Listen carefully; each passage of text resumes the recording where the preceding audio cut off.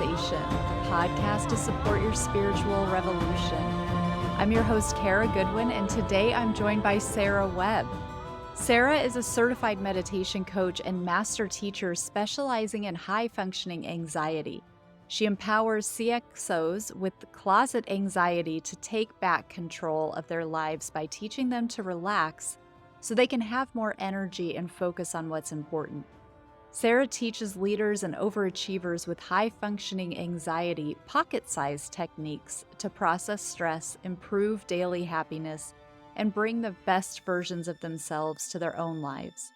She resides in sunny Florida and travels internationally for workshops and speaking engagements. And she's the author of Look Lush, which is full of her original poetry, artfully outlining her rise from victim to victor, surviving rape, getting sober, and coming out of the closet.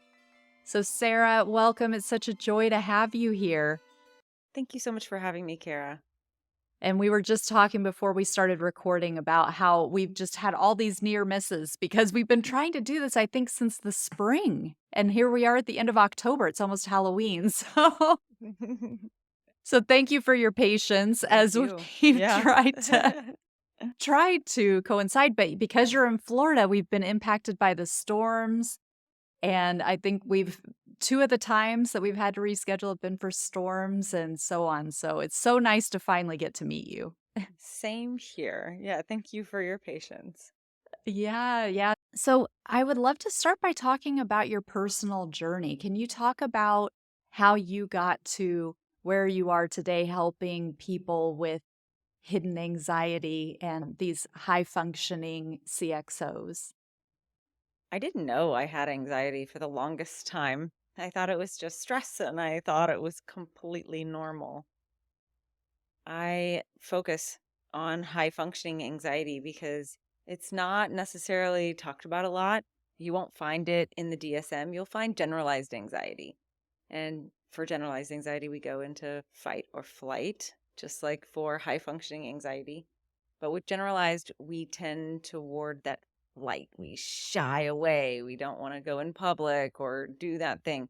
With high functioning anxiety, we fight for approval. We fight for recognition. We fight for significance. We try to control our circumstances and the people around us and the opinions that other people have about us. So when I found out about high functioning anxiety, I realized that I've had this my entire life. I've been an overachiever. I'm always in leadership positions, and I do things that maybe some people wouldn't normally do. I tend to sometimes take on too much and end up overwhelmed because I'm a yes person. I want to say yes and I want to help. I'm a healer. And all of those things have been masterfully created by my complex journey. I grew up in southern Louisiana in a very strict Southern Baptist household. And I went to college. And then after college, I was out one night and was drugged and raped by 8 men. And that began me trying to just deny what had happened. I didn't go to the police. I didn't tell anybody. I told my sister. Did you realize what had happened? Oh, yes. I had some memories the next day. And of course, a woman knows. Yeah. It was very brutal. I was pretty beat up. And I was afraid. So sorry. I was actually on vacation with my family at the time. So my family was there and didn't know. I was 28 years old. And I'm so lucky to have survived it. I'm very lucky. They propped me up on a bench outside of the hotel room we were staying. And I did not feel like I had enough information to go to the police. And I was just afraid that I would be blamed. This was before the Me Too movement. And I did tell my sister, and she really encouraged me to go to the police. But I just went into denial process, not really wanting to admit what had happened. I ended up drinking more than I should in order to put a wet blanket over my emotions. And when I got pregnant in 2016, that was the first time I stopped drinking alcohol in the past like 8 years before that. And I started realizing that I was having an automatic thought every single day. So I started changing my relationship with alcohol after my daughter was born. I did start drinking again whenever I was allowed to. And my daughter, when she was about 18 months old, picked up this little, it was actually a Mardi Gras cup, and I'm from outside of New Orleans. It was a Oh, little yeah. chalice, a little toy. We were at a friend's party, and she took a sip and she said, "This my wine." And that hit me in my solar plexus. I could feel like, what am I teaching my daughter to do? What is she going to emulate as a result of my actions? So I started changing my relationship with it right then and there. And meditation is what got me through all of it. When I started meditating, I was 5 months pregnant, and it really helped me with petering out all the volatile emotions that were all the hormonal changes that go on when we're pregnant. And at 5 months, after just hiring a meditation coach and meditating for a few weeks, my ex-husband was, "Wow, you are different. What's your Really? meditation coach's number?" And Really? he Wow. even learned as well. And since then, I've learned lots of different styles of meditation, and I don't miss it. It is Mhm. definitely part of my routine. It allows me to calm my nervous system down when I'm feeling that anxiety or feeling like I can't handle something or any number of things throughout the day. And then, of course, it's just done wonders on my ability to recognize what disempowering things I might be saying to myself inside of my head. So, yeah, that was one question and a long winded Beautifully answer about. answered. Beautifully answered. Yeah, well, it's a pretty big question. And I know that in addition to that, the rape, which just sounds, that's just heartbreaking. I'm so sorry that you went through that. And I know that being on the other side of it, it was the propulsion to it's such an amazing way to live your life. But I really wish for you that it had been a bit gentler than that.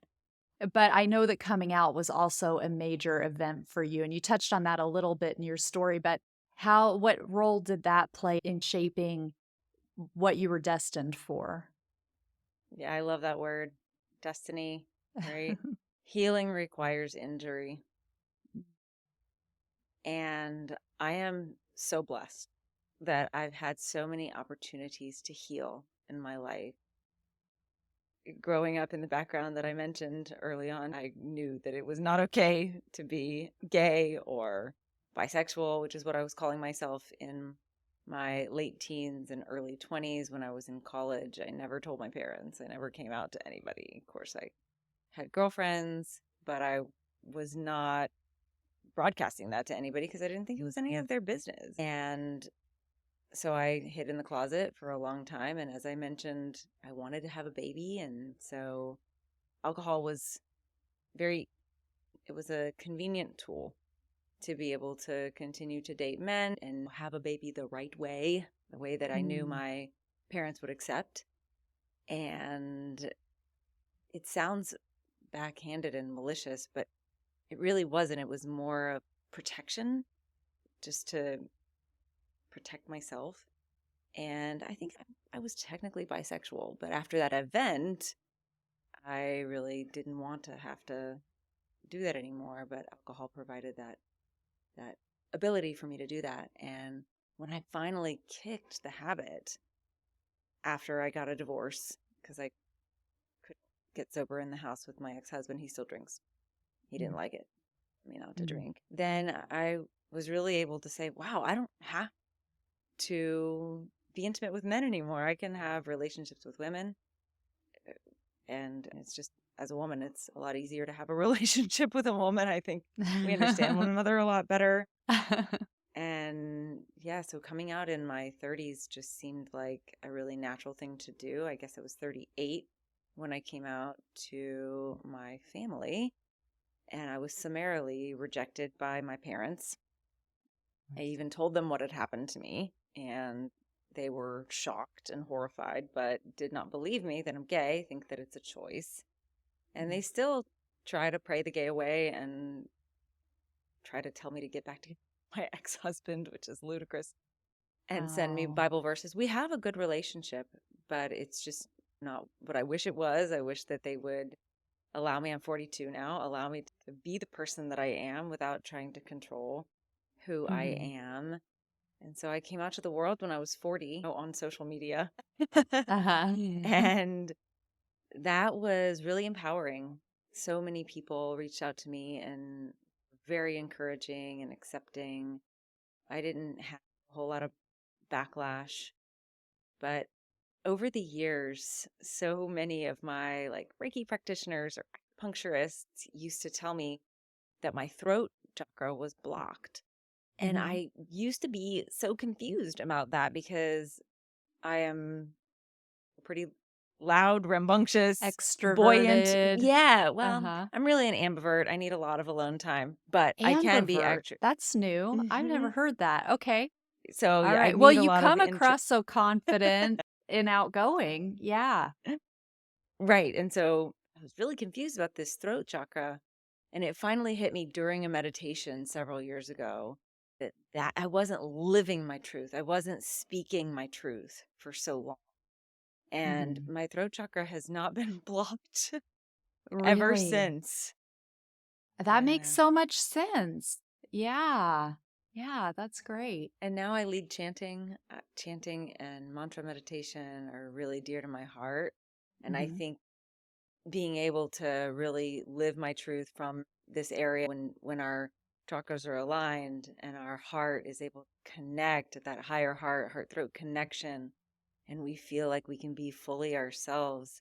So chanting has been a really big part of the evolution of my meditation practice. I am leading chanting tonight. I led one last night. It's just so powerful. And it's really a combination of pranayama, which I'm certified in as well. Love pranayama Mhm. meditation. But when we chant, the pranayama and the breath control is there. Mhm. And there's the addition of the literal vibrations we're producing in our bodies.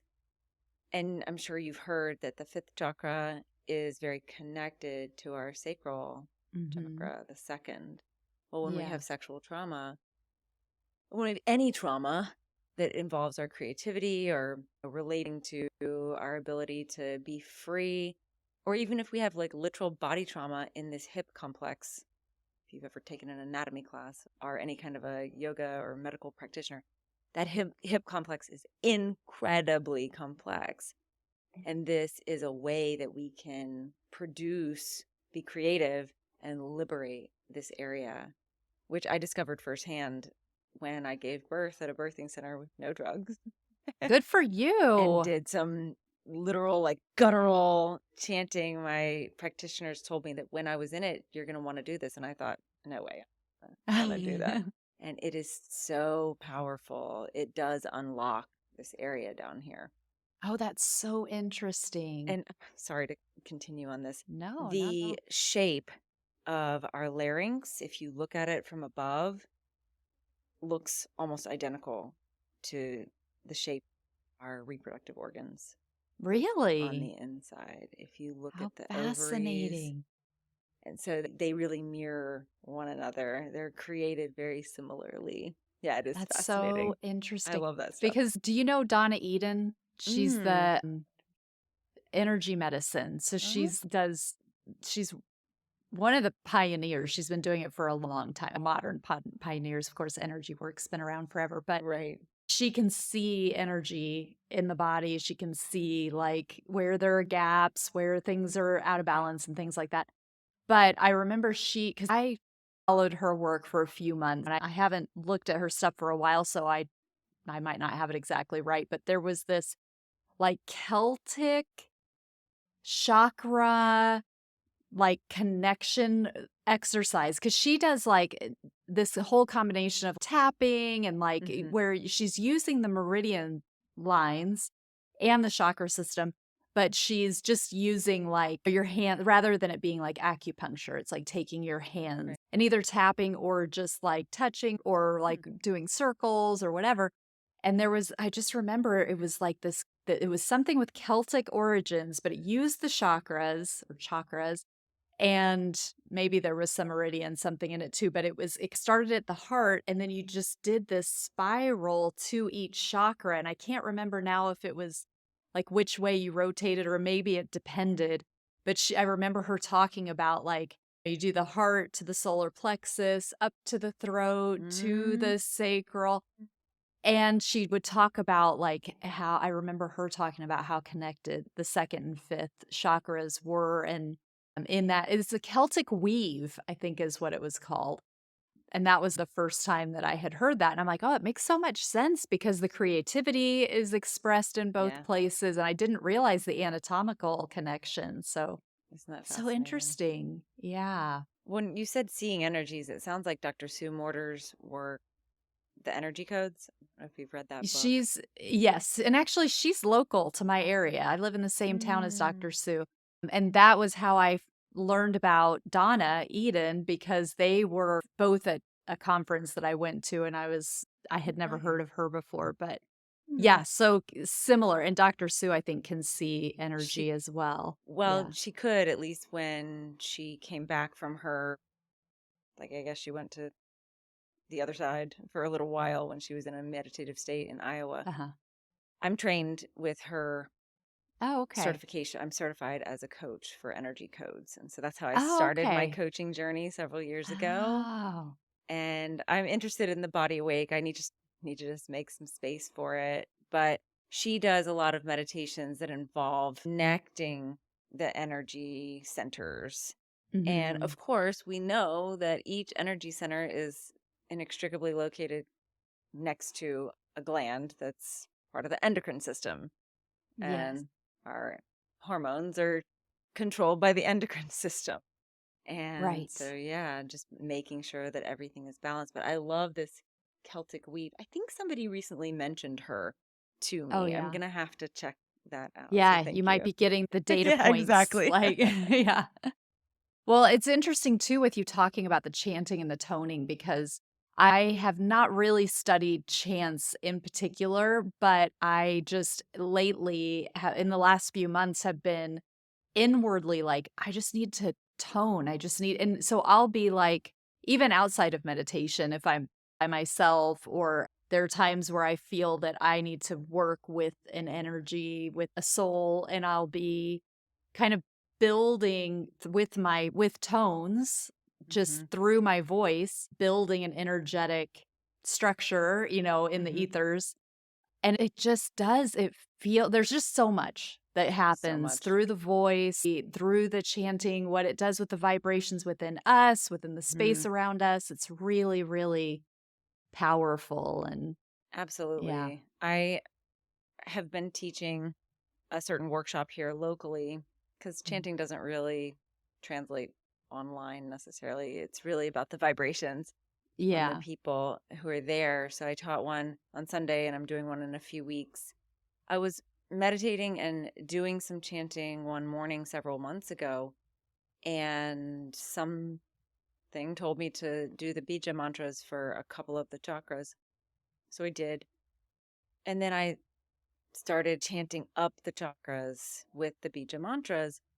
And, the seed sounds like Mhm. lam, vam, ram. Okay, so then 2 days later, I was having a dream in the morning and I could see clearly, like, it was the name of it was like cascading chakras, mantra, something. And I could see it was like a waterfall cascading up and down the body, and how to implement what I had developed during my meditative waking state was completed in the dream, to do it 108 times and to use a mala.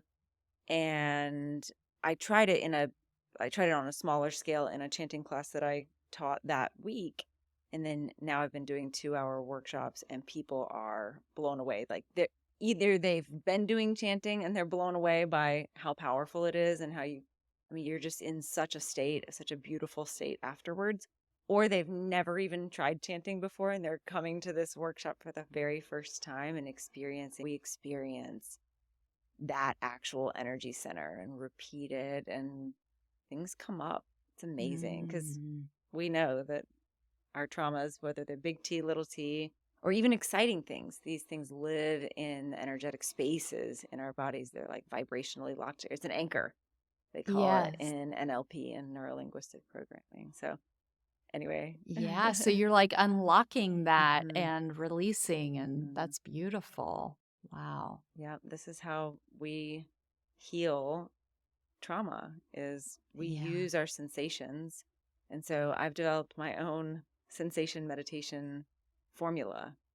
Mm. And so that's coming down the pipeline soon. I'll be releasing that as an app and a website that I'm developing, because we can heal It's wonderful. ourselves of trauma just by using, and that's what Patanjali talks about. Like, we're using our sensations in meditation to lose track of our sensations and go into that sensationless state where we feel Mm. like we're floating, we're just really existing, we're just Hmm. being.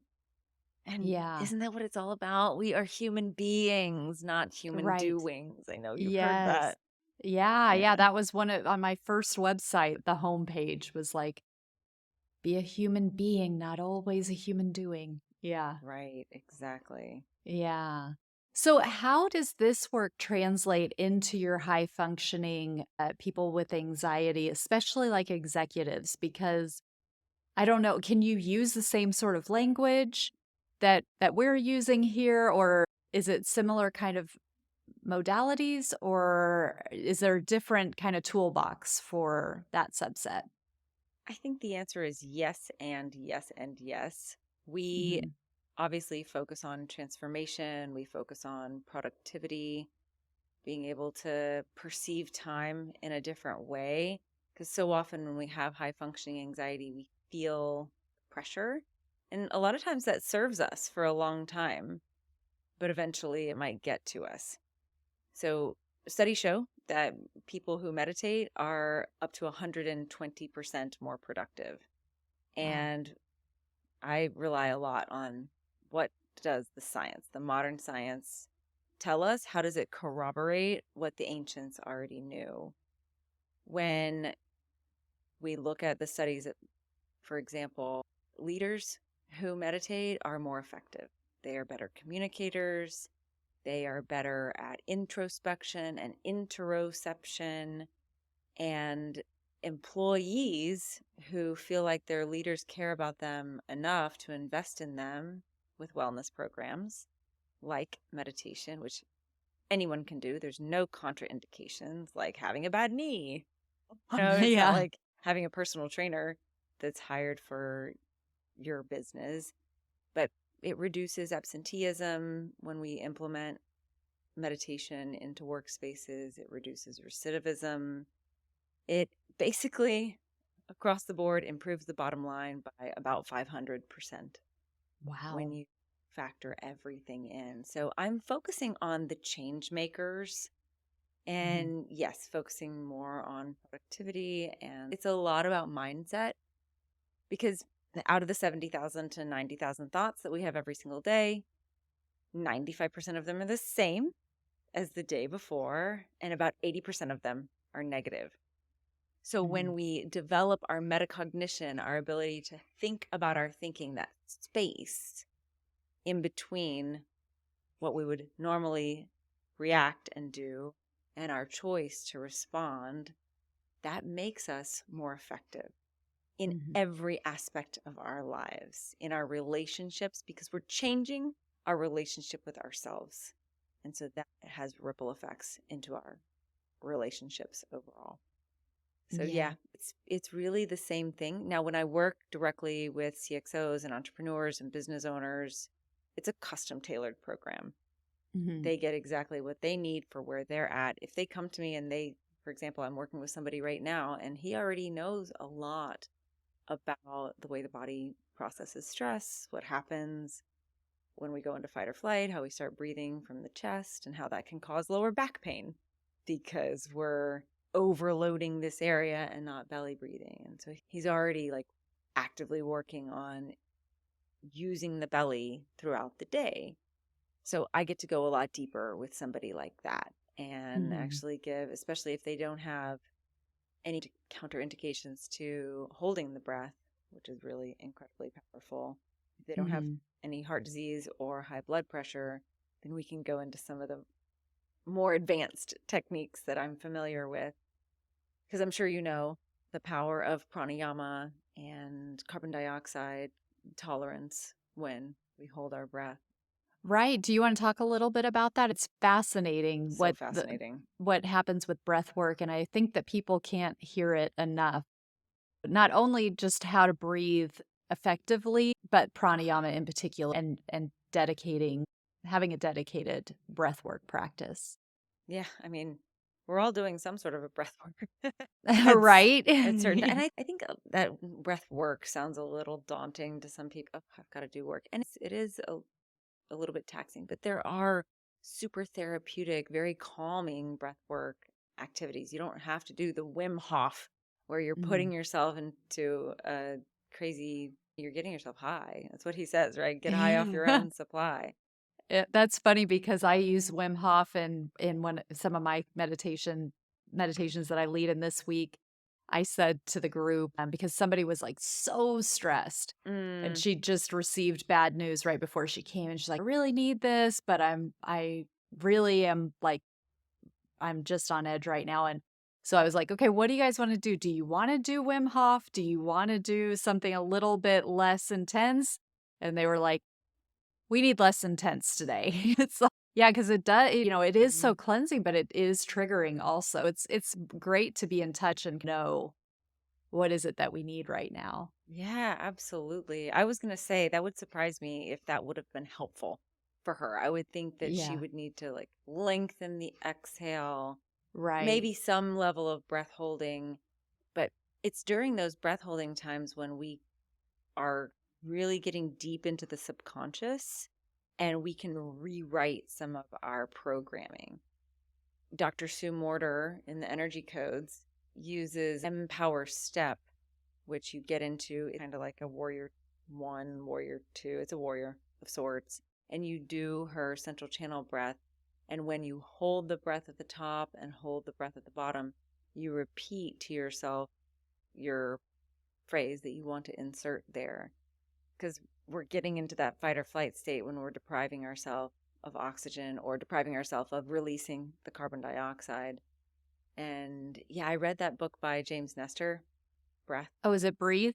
Oh, breath? Either way, Uh-huh. breath or breathe. I'm not sure which one it Uh-huh. is. Anyway, I read it Uh-huh. twice and I loved learning about the fact that when we hold our breath and we increase our ability to tolerate carbon dioxide, it actually helps us to be able to absorb more oxygen. So it doesn't change the amount of oxygen that's coming into our bodies, but it's something about the way that the hemoglobin acts in the blood and Mm. is able to decouple the oxygen that we take in and make more available to us. Mm. Wow. And also just breathing through your nose.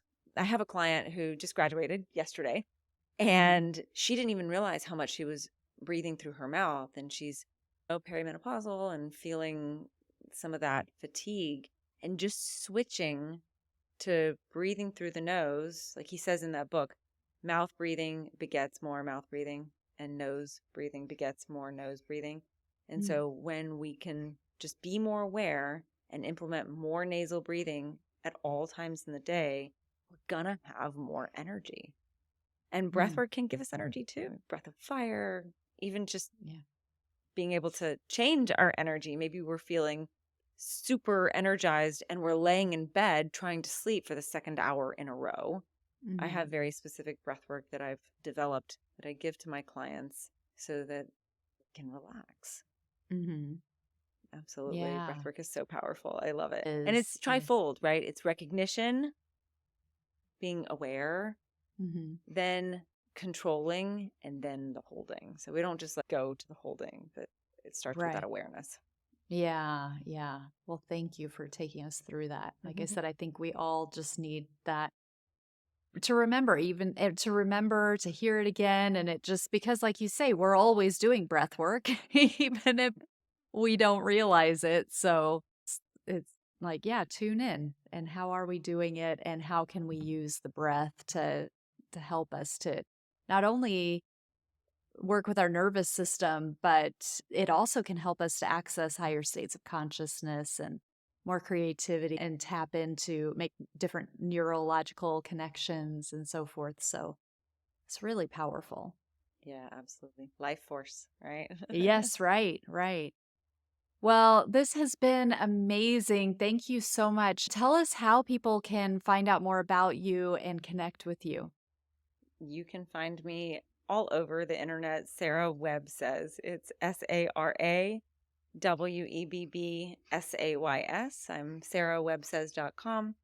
And those are the socials that I use primarily are LinkedIn, Instagram, Facebook. And so, yeah, connect with me Beautiful. there. I have a 4-month bespoke coaching that's one-on-one right now. It will go to group just because of my time availability. But right now I'm taking on a few select more clients at a one-on-one basis. And I have workshops that I lead. Perfect. Thank Great. And then you. your book is Look Lush. And they Yeah, can find that everywhere, I'm sure. that's the book. I am writing another book. That's the book that's in print right Yeah. now. And I Okay. am writing another book about sensation meditation and how it can heal trauma. So yeah, Wonderful. definitely be on the lookout for that. Awesome. Thank you so much, Sarah. It's Thank been you, Kara. wonderful to connect with you. Same here. Many blessings.